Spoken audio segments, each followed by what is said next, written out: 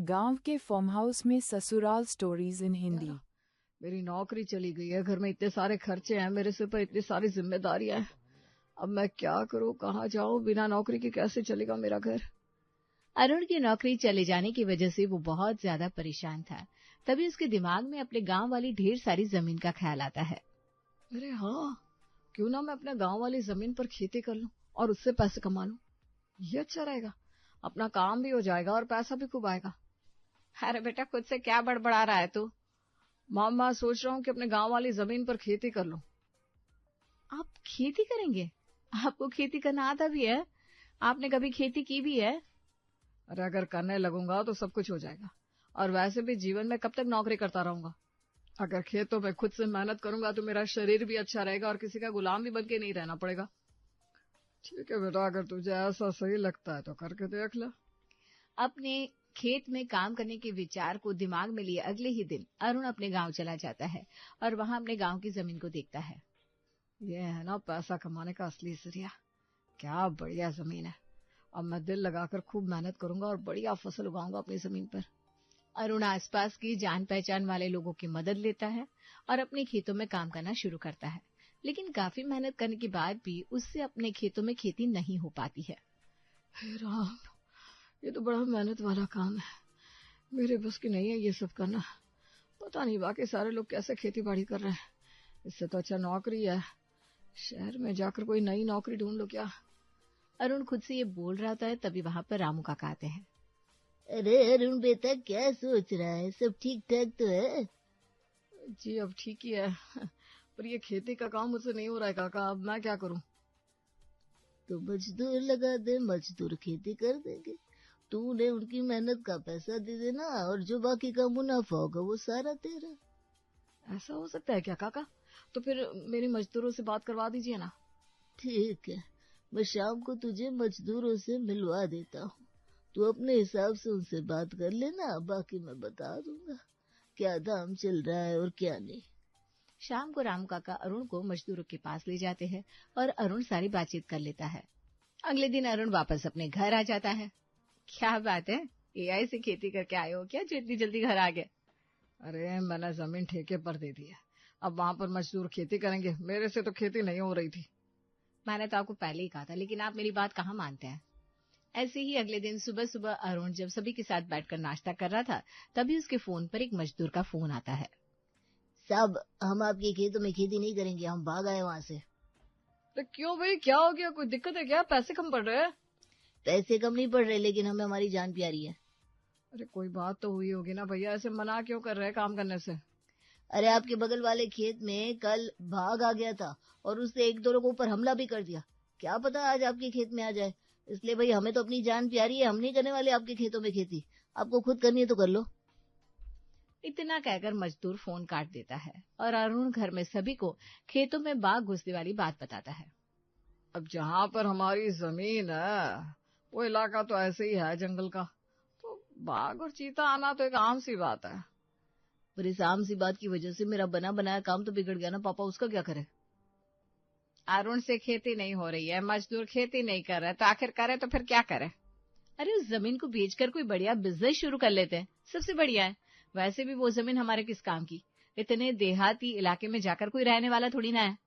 शीतल की बात सुनकर सभी लोग चुप हो जाते हैं। तभी अरुण एकदम से कहता है, मैं सोच रहा हूँ क्यों ना हम अपनी जमीन पर थोड़ा पैसा लगाकर वहां पर फार्म हाउस बना दे। वैसे भी लोगों को आउटिंग करना बहुत पसंद होता है।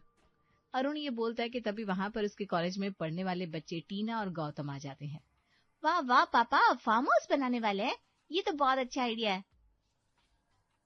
अरे फार्म हाउस में पार्टी करने का मजा ही अलग है। मेरे कितने सारे फ्रेंड्स हैं जो अपनी फैमिली के साथ अलग अलग फार्म हाउस में जाते हैं। तो फिर ठीक है, अब हम सब वहीं जाकर रहेंगे, फार्म हाउस बनाएंगे और अपना बिजनेस चलाएंगे। मैं नहीं जाने वाली वहां पर, मैं यहीं पर ठीक हूँ। जिसे जाना है वो चला जाए। अरे कैसी औरत है तू, अपने पति का साथ नहीं दे रही है? बेचारा इतनी मेहनत कर रहा है और तू है कि ना ना नहीं नहीं बोले जा रही है। अरे मान जाना शीतल, हम सब है तो तुम्हारे साथ। वैसे भी अगर फार्म हाउस का आइडिया काम कर गया ना तो पैसा ही पैसा हो जाएगा। सबकी जोर जबरदस्ती करने पर आखिरकार शीतल भी मान जाती है और अब अरुण के अपने गांव की जमीन पर फार्म हाउस बनाने वाली बात की चर्चा सारे घर वाले हर जगह करने लगते हैं। कमला विमला अर्चना, मेरा बेटा ना फार्म हाउस खोल रहा है गांव में, वो भी बहुत बड़ा, जहाँ पर सब कुछ होगा, खाना पीना नाचना गाना मौज मस्ती। हाय, सच में मजा आ जाएगा फिर तो। मैं तो कभी गई नहीं फार्म हाउस में। मैं भी अपने पति को कहूंगी कि मुझे भी लेकर जाए तुम्हारे फार्म में। अरे पहले सब कुछ रेडी तो हो जाने दो। बस देखते जाओ, थोड़े दिनों में सब रेडी भी हो जाएगा। हाँ हाँ, सही सुना आपने। मेरा बेटा अरुण गांव की जमीन पर फार्म हाउस बना रहा है। हाँ हाँ, बहुत बड़ा, जहाँ सारी सुख सुविधाएं होंगी। अरे फिर तो हम भी जरूर आएंगे। हम भी जरूर आएंगे भाई साहब। बिल्कुल, आपका अपना ही फार्म हाउस है, जरूर आना, हमें इंतजार रहेगा आपके आने का। देखना थोड़े दिनों में ही अरुण का फार्म हाउस का काम बहुत अच्छा चलेगा माँ, फिर तो पैसा ही पैसा हो जाएगा। नौकरी जाने से जितना अरुण को नुकसान हुआ है ना, उससे 4 गुना ज्यादा मुनाफा हो जाएगा अब। मैं तो यही चाहती हूँ बेटा कि दामाद जी खुश रहे और बहुत अच्छा काम चले तुम्हारे फार्म हाउस का। भाई, मेरे पापा फार्म हाउस खोल रहे हैं। अब तो हम फार्म हाउस में ही अपनी बर्थडे पार्टी या फिर किसी और की बर्थडे पार्टी, एनिवर्सरी पार्टी या किसी भी बहाने से पार्टी किया करेंगे। तुम दोनों को तो मजा आ जाएगा। और अब अपने दोस्तों का अपना अड्डा, यानी कि तुम्हारे पापा का फार्म हाउस होगा। हाँ, तुम दोनों के मजे ही मजे हैं। काश मेरे पापा भी फार्म हाउस खोल लेते। जहाँ सभी लोग बुरे तरीके से गौतम के फार्म हाउस खोलने का ढिंढोरा पीट रहे थे, वहीं गौतम अपने जीजा जतिन को फोन लगाता है और उन्हें अपने फार्म हाउस खोलने की बात बताता है। तो जीजा जी, कैटरिंग का काम है आपका, और मैं चाहता हूँ कि मेरे फार्म हाउस में जितना खाना बनेगा वो सारा काम आप करेंगे। तो बोलिए, आप अपने साले साहब की मदद करेंगे कि नहीं?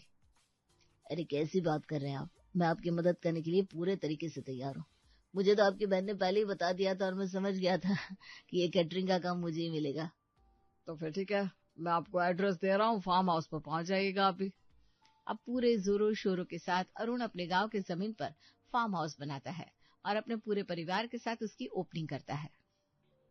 वाह वाह वाह, फार्म हाउस तो आपने बहुत अच्छा बनाया है साले साहब, मजा आ गया देख के। और जैसा मैंने सोचा है ना, वैसा काम चल जाए, फिर और क्या ही चाहिए हमें।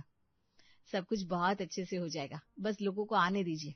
सभी लोग बातचीत कर रहे थे कि तभी वहां पर अरुण की मौसी प्रमिला अपने पूरे परिवार के साथ आती है। मुबारक हो वरुण बेटा, तूने फार्म हाउस खोला। देख, मैं अपने पूरे परिवार को लेकर आ गई तेरे फार्म हाउस में। अब हम यहीं पर रहेंगे और मजा करेंगे। हाँ हाँ प्रमिला, क्यों नहीं, बड़ा अच्छा लग रहा है तुझे यहाँ देखकर, कितने दिनों बाद मिल रहे हैं हम। तभी तो आई हूँ। अब 4 दिन अपनी बहन के साथ रहकर खूब मजे करूंगी मैं भी। अभी प्रमिला का सबसे मिलना जुलना होता ही है कि तभी वहां पर अरुण की बुआ हिमांशी अपने पूरे परिवार के साथ आ जाती है।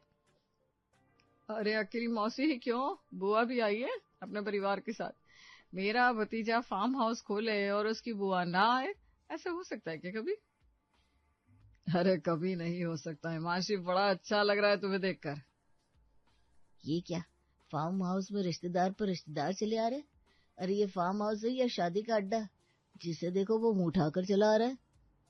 ऐसे ही एक के बाद एक रिश्तेदार फार्म हाउस में आने लगते हैं और देखते ही देखते पूरा फार्म हाउस खचाखच भर जाता है। जीजा जी, अब आप सभी के खाने का इंतजाम कीजिए। हाँ हाँ, मैं सबके खाने का इंतजाम करता हूँ, चिंता मत करो। अब उनके फार्म हाउस में रिश्तेदार कहीं बैठकर बातें कर रहे थे, कोई किसी की चुगली कर रहा था, कोई खाने पीने के मजे ले रहा था, तो कोई आराम से पैर पसार कर लंबे लंबे खर्राटे छोड़ रहा था। थोड़ी देर में ही जतिन सभी रिश्तेदारों की फरमाइशों के अनुसार खाने का प्रबंध करवा देता है। खाना तो बहुत बढ़िया बना है। हाँ हाँ, लाजवाब है सब। अब एक साथ बैठे तो ऐसा लग रहा है कोई बड़ा जश्न हो रहा है यहाँ पर मेरे तो सर में दर्द हो रहा है। पहले ही कहा था अपने पति से कि ना खोलो फार्म हाउस, अब देखो क्या हो रहा है। अरे वो तो क्या सोच रही है, चल मेहमानों की सेवा कर। हाँ जी, सेवा करनी तो आई हूँ मैं यहाँ पर, मेवा तो मुझे इस जन्म में मिलने से रहा। शीतल और जतिन की तरह टीना और गौतम भी सभी को देखकर बड़े परेशान हो जाते हैं। क्या यार, हमने तो सोचा था अपने फ्रेंड्स के साथ मस्ती करेंगे, टाइम स्पेंड करेंगे, लेकिन यहाँ तो कुछ और ही हो रहा है। पता नहीं दादा दादी ने किस किस को बुला लिया है। अरे फार्म हाउस रिश्तेदारों को बुलाने का अड्डा थोड़ी ना होता है। कभी कोई कुछ करने के लिए बोल रहा है, कभी कोई कुछ करने के लिए बोल रहा है। सुबह से मेरी रेलगाड़ी बना रखी है सभी ने। मेरा तो मन कर रहा है सब कुछ छोड़ छाड़ कर वापस घर चला जाओ। मेरे बस की नहीं है यहाँ पर रहना। टीना, टीना, गौतम, अरे वहाँ खड़े क्या बातें कर रहे हो बेटा, यहाँ आओ, मेरी मदद करो थोड़ी सी काम में। अरे पापा, अरे पापा। रिश्तेदारों के फार्म हाउस में आ जाने की वजह से लगभग सभी की नाक में बहुत ज्यादा दम हो जाता है, क्योंकि सभी आराम से बस पैर पसार कर बैठ जाते हैं और कोई कुछ काम नहीं करता। वहीं खाने का बिल भी बढ़ता चला जाता है। जतिन अरुण से कहता है, साले साहब आप मुझे थोड़े पैसे दे दीजिए, मेरे पास जितने पैसे थे मैं सारे लगा चुका हूँ। अरे पैसे तो मेरे पास भी नहीं है, जो पैसे मेरे पास थे वो मैंने पहले ही आपको दे दिए, और अब इन रिश्तेदारों से पैसे मांगू तो मांगू कैसे? रिश्तेदार है तो क्या हुआ, फार्म हाउस में रहना है, खाना खाना है, तो पैसा तो देना ही पड़ेगा ना। अब आप ही बताइए मैं क्या करूं, मुझे तो बहुत ज्यादा शर्म आ रही है, मैं क्या बोलूं, कैसे बोलूं? अरुण की बातें सुनकर जतिन और ज्यादा परेशान हो जाता है और वो बातों ही बातों में प्रमिला और हिमांशु से पैसे मांगने की बात कहता है। जतिन, भला मैं तेरी माँ नहीं हूँ, मुझसे पैसे लेगा तू? और ये परिवार वाले तेरे परिवार वाले नहीं है क्या? और नहीं तो क्या दामाद जी, इतनी बार घर आए हो हमारे, तो हमें भी चलो खाने के पैसे दे दो। ऐसा करोगे क्या हमारे साथ? अरे कहो तो हम अभी चले जाते हैं। अरे नहीं नहीं, कोई दिक्कत नहीं है, आपको जब तक यहाँ रहना है तब तक यहाँ रहिए, मैं तो बस ऐसे ही बोल रहा था। कहाँ फंस गया मैं, इससे अच्छा तो शादी पार्टी के इतने ऑर्डर मिल रहे थे, वही पैसा कमा लेता मैं।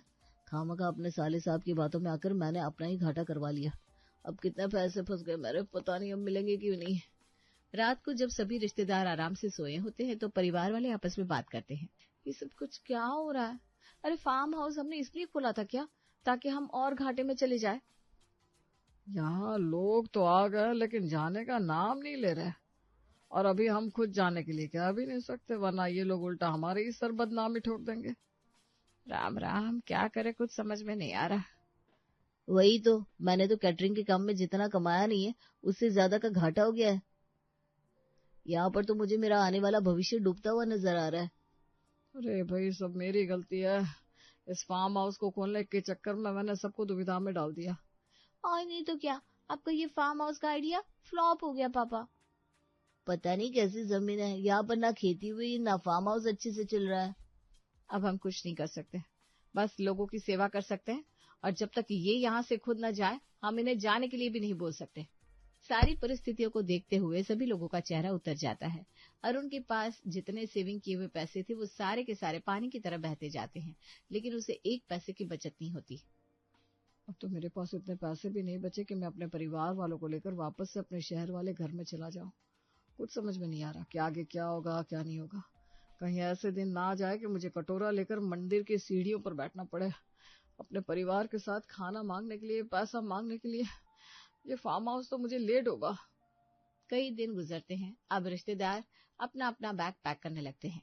चलो जी, बहुत दिन हो गए यहाँ रहते रहते, अपने अपने घर चलते, वहाँ जाकर भी तो काम करने। और नहीं तो क्या, बच्चों की पढ़ाई है, पति का ऑफिस है, सासू माँ की सेवा भी तो करनी है। अच्छा, तो आप सभी लोग जा रहे हैं? हाँ जी, हम जा रहे हैं। थोड़ी देर में सभी रिश्तेदार वहाँ से चले जाते हैं। साले साहब अब क्या करना है, मुझे थोड़े बहुत तो पैसे दे दीजिए, मुझे घर पर पैसे भेजने हैं। आपकी बहन रोज फोन करके मुझे नए नए खर्चे गिनवा रही है, क्या जवाब दूं? अब मैं क्या करूं, मैं तो खुद परेशान हूँ। नौकरी चली गई, फार्म हाउस डूब गया, मेरी जेब खाली हो गई, रिश्तेदारों ने तो मुझे लूट लिया। अरुण, जतिन और पूरा परिवार बहुत ज्यादा परेशानी में आ जाता है। लगभग 1-2 दिन गुजरते हैं। अब फार्म हाउस में नए नए लोग अपनी पूरी पूरी फैमिली के साथ वहां पर आने लगते हैं, जिससे अरुण को जो नुकसान हुआ था वो धीरे धीरे भरने लगता है। ऐसे ही एक दिन जब फार्म हाउस में कुछ लोग आते हैं तो अरुण और जतिन कहते हैं, वैसे आप लोगों को इस फार्म हाउस के बारे में बताया किसने? क्योंकि हमने तो कोई ऑनलाइन एडवर्टाइजमेंट किया नहीं है। वो आपके फूफा जी है ना विनोद साहब, उन्होंने बताया, उनका दोस्त हूँ मैं। और मुझे वो आपके मौसा जी है ब्रिजेश जी, उन्होंने बताया, मैं उनके ऑफिस में काम करता हूँ। मुझे तो आपकी वो चाची है ना रेशमा, उन्होंने बताया, वो यहाँ रह कर गई थी ना, उन्होंने इतनी तारीफ की मेरे सामने तो मुझसे रुका नहीं गया। मैंने जल्दी से अपने पति को बोला और अब पूरा परिवार यहाँ आ गए। और मुझे बुआ की बेटी है ना, उन्होंने बताया, जिस मोहल्ले में वो रहती है उस गली में मेरा घर है, तो मुझे वहां से पता चला। उन सभी लोगों की बातें सुनकर अरुण और उसका परिवार हैरान तो होता ही है, लेकिन साथ में बहुत ज्यादा खुश भी होते हैं और अपने फार्म हाउस में आए हुए सभी गेस्ट का खूब अच्छे से ख्याल रखते हैं। जिन रिश्तेदारों की वजह से हमें इतना ज्यादा घाटा हुआ था, अब उन्हीं रिश्तेदारों की वजह से हमें मुनाफा हो रहा है। बिल्कुल सही, सब लोगों ने बाहर जाकर हमारी कितनी तारीफ की है। हमारे फार्म हाउस के बारे में इतनी चर्चा की है, तभी तो लोग यहाँ पर आए हैं। मैं तो सोच रही थी कि हमें इस फार्म हाउस पर ताला लगाकर जमीन को बेचना ही पड़ेगा, लेकिन अब मुझे लगता है ये जमीन हमें करोड़पति बना देगी। और मुझे मेरा रुका हुआ पैसा मिल जाएगा, वरना मुझे तो लगा था सारी जिंदगी मैं बस हाथ मसलता रह जाऊंगा। अरे आप सब लोग शांत हो जाइए, रिश्तेदारों ने हमारे फार्म हाउस की खूब एडवर्टीजमेंट कर दी है। और अब हमें पैसे और गेस्ट किसी चीज की कोई कमी नहीं है, तो सब अपनी ड्यूटी संभालो और गेस्ट को फैमिली जैसा ट्रीटमेंट दो, ताकि वो हमारी और ज्यादा एडवर्टीजमेंट करे। गौतम की बात सुनकर सभी हंसने लगते हैं और देखते ही देखते अरुण को जितना ज्यादा नुकसान हुआ था उसका 10 गुना ज्यादा उसे प्रॉफिट होने लगता है, जिससे वो सबसे पहले जतिन को उसके हिस्से के पैसे देता है और बाकी के पैसों से फार्म हाउस में और भी कई सुख सुविधा उपलब्ध करवाता है और अरुण के फार्म हाउस से उसके पास पैसा ही पैसा हो जाता है।